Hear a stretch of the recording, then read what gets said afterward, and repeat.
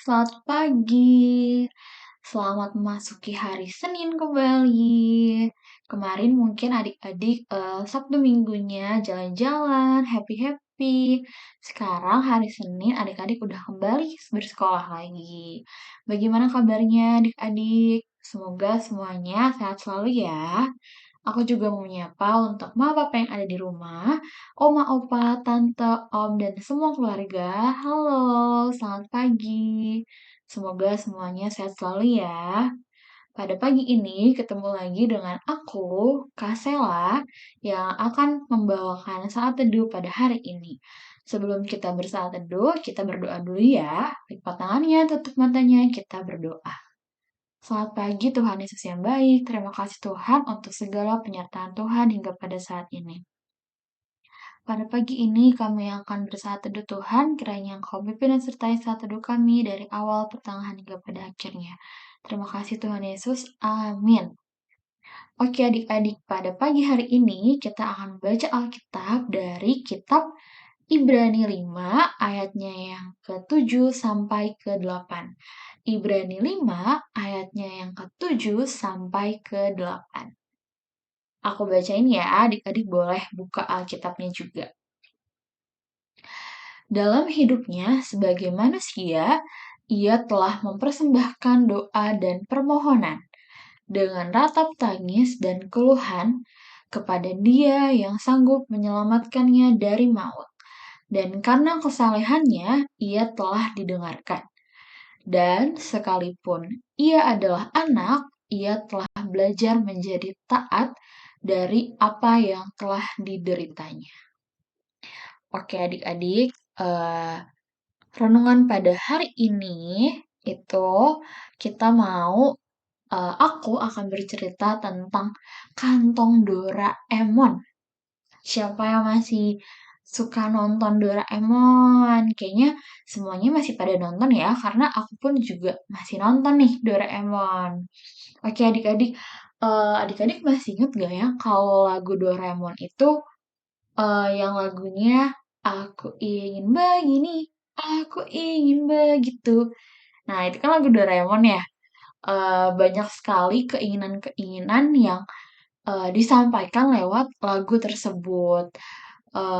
Dalam cerita Doraemon, Doraemon itu selalu sigap menolong Nobita. Siapa yang masih ingat sama Nobita? Nobita itu adalah temannya Doraemon. Nah, Doraemon selalu sigap menolong Nobita. Terus Doraemon itu punya suatu alat yang sangat canggih. Pasti adik-adik juga tahu nih, alatnya itu adalah alat untuk menghilang. Hayo, alat apa nih? Alatnya yaitu namanya pintu kemana saja. Jadi dalam cerita Doraemon itu ada namanya pintu kemana saja. Dan ada alat untuk kerjain PR Nobita. Keren banget gak sih Doraemon? Nah, namun tindakan Doraemon ini terkadang membuat Nobita tuh jadi males adik-adik. Jadi Nobita itu sangat mengandalkan si alat tersebut dan juga mengandalkan Doraemon. Sehingga Nobita menjadi malas dan tidak mau berusaha sendiri. Nobita maunya yang gampang aja, yang enak aja. Pokoknya hanya terima beres dari Doraemon. Jadi Doraemon yang mengerjakan semuanya, Nobita tinggal terima beres aja. Nah, adik-adik, dari cerita Doraemon ini, kita mau belajar juga bahwa disambungkan dengan saat teduh kita pada pagi hari ini, kita mau diajarkan oleh Tuhan Yesus yang memiliki hubungan yang sangat dekat dengan Bapaknya. Nah, adik-adik, padahal Tuhan Yesus ini mempunyai banyak hak istimewa nih adik-adik.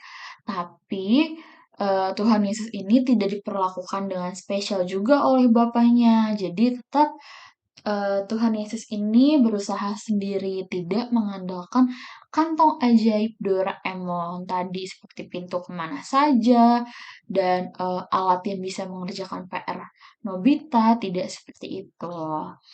Nah, adik-adik, Tuhan Yesus sebagai imam tidak saja membawa korban persembahan ke dalam bait Allah, tetapi dia sendiri memberi dirinya menjadi korban persembahan pendamaian antara manusia dan Allah.